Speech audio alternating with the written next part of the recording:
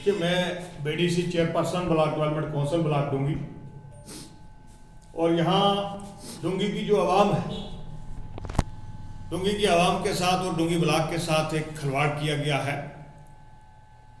और मैं मरकजी गवर्नमेंट से ये गुजारिश करता हूँ कि डूंगी जो है ये रजौरी सेगमेंट के साथ ऑलरेडी था और रजौरी कॉन्स्टिट्यूंसी का और रजौरी तहसील का हिस्सा था, और जो डूंगी को और मंजाकोट और थना मंडी के साथ अटैच किया है 50% डूंगी ब्लॉक्स को और 50% जो है रजौरी के साथ अटैच किया गया है, ये सरासर गलत है। मैं इसकी मजम्मत करता हूँ। जिन लोगों ने ये कमीशन की रिपोर्ट बनाई है वो किसी हवा में है, उनको इस रिपोर्ट को वापस लेना चाहिए और डूंगी ब्लॉक जो डूंगी पटवार है और बगला पटवार हल्का है और डूंगी पटवार हल्के पूरे को जो है रजौरी के साथ लगना चाहिए।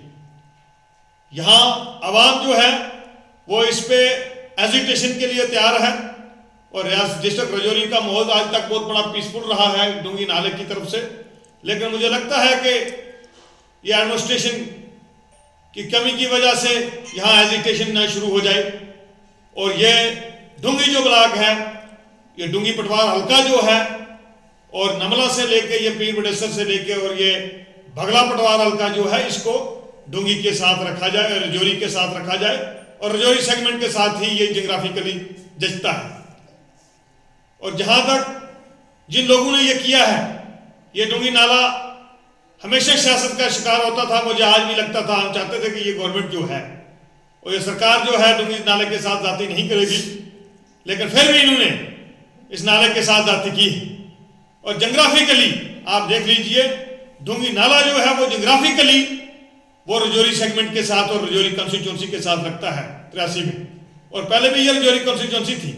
और ये फिर दूसरी बात देखिए कि ये तहसील रजौरी है, इन्होंने एक मंशूर बनाया था कि तहसील को नहीं तोड़ेंगे, इनको रजौरी तहसील को डिवाइड करने की जरूरत नहीं थी या किसी जाती मुफाद प्रस्ती के लिए इस नाले को तकसीम करना चाहते हैं।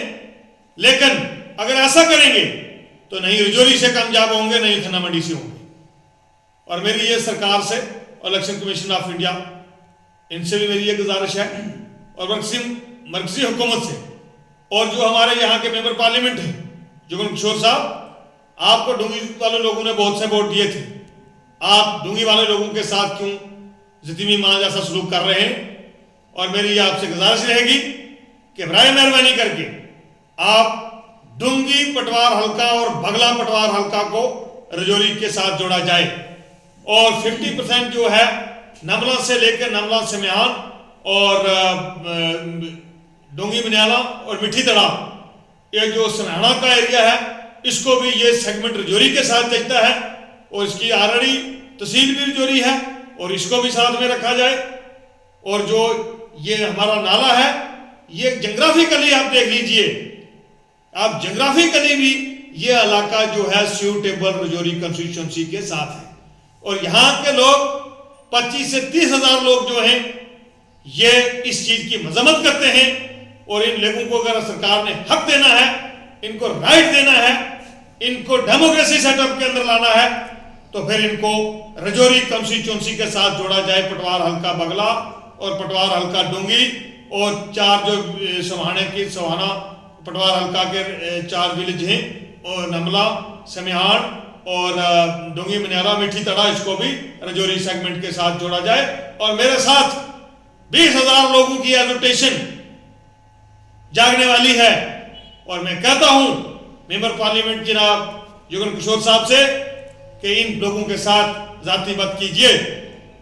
यहां से अगर आप कहेंगे कि यहां से उठा के आप ये देखिए, ये हिंदुस्तान के इंस्टीट्यूशन में भी लगा हुआ, ये इस एक्ट में भी लिखा हुआ है कि जियोग्राफिकली कॉन्स्टिट्यूंसी बननी चाहिए और तहसील को हेडक्वार्टर को नहीं तोड़ना है। और आप की सरपरस्ती नहीं हो रहे हैं, आप हमारे मेंबर पार्लियामेंट हैं और आपको ये ऑब्जेक्शन देना होगा और डूंगी को रजौरी के साथ जोड़ना होगा और पटवार हल्का डूंगी और सवाना और ये बगला, इसको रजौरी के साथ जोड़ना चाहिए, तब जाके ये जियोग्राफिकली इन लोगों को अपना हकूक और डेमोक्रेसी सेटअप इनको मिल सकता है। अदरवाइज ये आज से पहले 50 साल डेवलपमेंट व तामीर व तरक्की से ये लोग पीछे थे और आप इनको और पीछे करना चाहते हो, फिर आपकी और आपकी सरकार की मर्जी है। लेकिन मेरी आपसे ये गुजारिश रहेगी, रविंद्र रैना जी भी हैं हमारे स्टेट के प्रेसिडेंट, वो भी नुमाइंदगी कर रहे हैं, तो मेंबर पार्लियामेंट से इन दो लोगों का अहम रोल है। अगर ये नहीं करेंगे तो मैं लगता है कि सीधा का सीधा जो है यही दो लोग जो है हम इनको कसूरवार ठहराएंगे। इनकी मर्जी से ये कंस्टिट्यूंसियां बन रही हैं और इन दो लोगों का अहम रोल है रियासत जम्मू कश्मीर के अंदर, और खासकर इस हमारी कंस्टिट्यूंसी पे मेंबर पार्लियामेंट का रोल है। और हमारे रविंद्र रैना जी जो स्टेट प्रेसिडेंट हैं भारतीय जनता पार्टी के, मेरी इन दो लोगों से गुजारिश है कि इसको फौरी तौर पर रजौरी सेगमेंट के साथ लगाया जाए। और मैं यहाँ की आवाम की तरफ से भी, और आपका आवाम शुक्रिया अदा करेगी अगर आप ऐसा काम करोगे। ये आवाम के हित का काम है, मेरा अकेला काम नहीं है। लेकिन एक आवाम के सबसे बड़ा नुकसान इसमें यह होगा कि ये जोग्राफिकली हमें थन्ना मंडी वाले भी हमारे साथ हैं, हम हमारे लोग हैं, मंजाकोट वाले भी हमारे लोग हैं। बहुत अच्छा हुआ उन दोनों नालों को जोड़ा, बहुत अच्छी बात है। वो जोग्राफिकली भी जचते थे, लेकिन डूंगी जो है ये जोग्राफिकली ये नहीं जचता, नहीं कहीं की जस्टिफिकेशन है। इसकी बराए मेहरबानी करके इसको रजौरी सेगमेंट के साथ जोड़ा जाए। और यहां डोंगी की 20,000 वोटर की तरफ से मैं ये 20,000 वोटर की आवाज है, ना कि रियाज चौधरी बीडीसी चेयरपर्सन की आवाज है।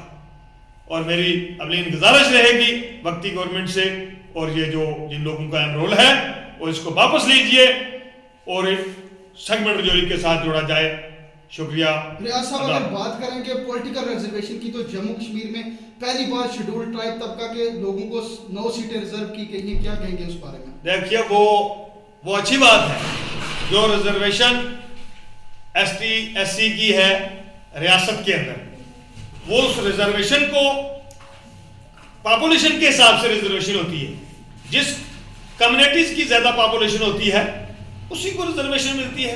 अगर एसटी की पॉपुलेशन ज्यादा है तो एसटी को मिलनी चाहिए, अगर एससी की कहीं ज्यादा है तो उसको मिलनी चाहिए, अगर जनरल ज्यादा है तो ओपन रहनी चाहिए। वो तो सीधी सी बात है, उसमें हम किसी के मुखालफत में कोई बात नहीं करता। जहां एसटी की पॉपुलेशन ज्यादा है वहां पे एसटी भी ऑलरेडी आई से पहले भी था, और ये सरकार भी कर रही है, बहुत अच्छा काम है और मैं मुबारकबाद देता हूं इनको, सरकार को।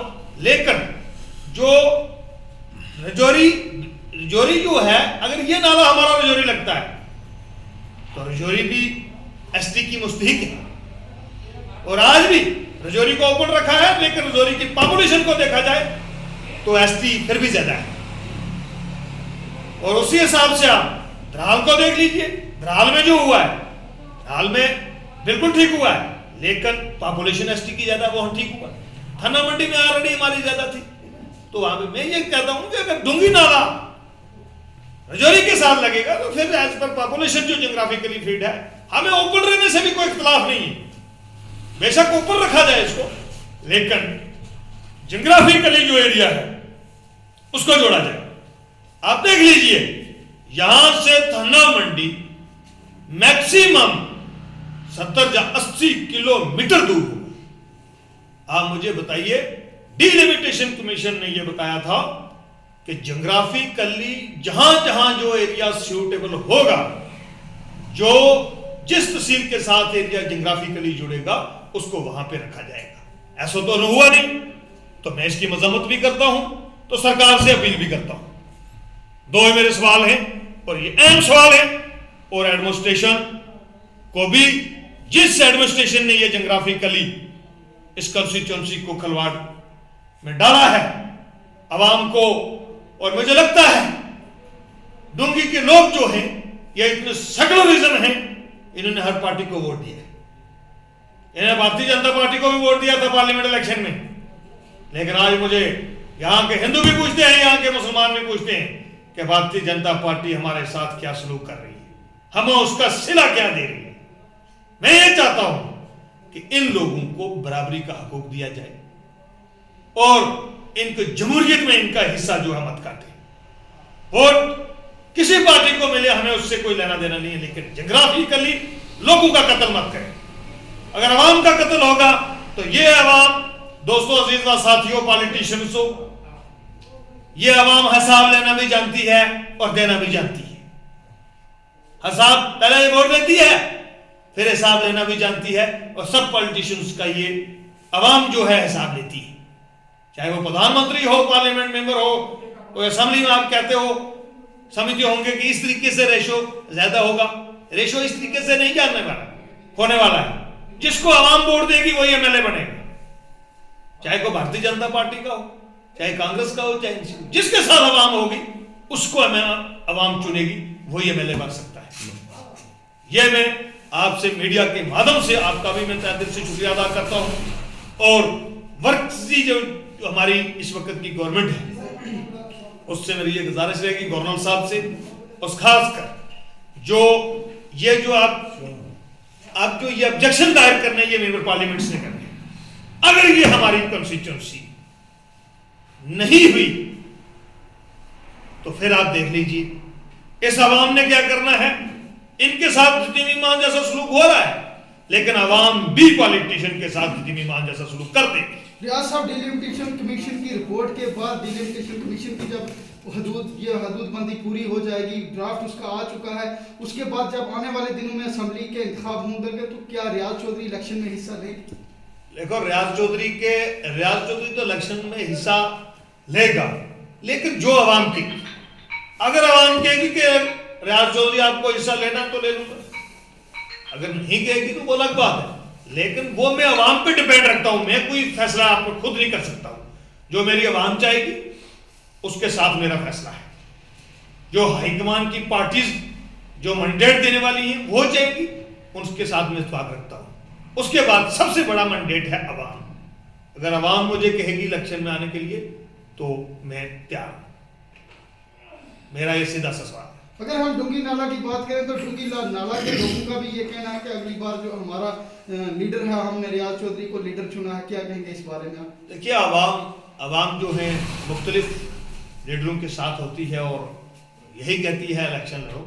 और डूंगी नाले में आज से पहले 47 से पहले तो यहाँ पे नुमाइंदगी मिली नहीं है। ये दो जो पोस्टें हैं हमारे बीडीसी की और डीडीसी की, ये 1947 के बाद ही इन लोगों को हासिल हुई है। तो ये लोग चाहते हैं यहाँ जोग्राफिकली जो ये इलाका था, यहाँ से कोई लीडर किसी ने इलेक्शन नहीं कंटेस्ट किया, उसका जो बेनिफिट है ये आउट ऑफ एरियाज के लोग जो हैं वो लेते रहे। लेकिन अब जो अवाम फैसला करेगी वो सबसे बेहतर रहेगी।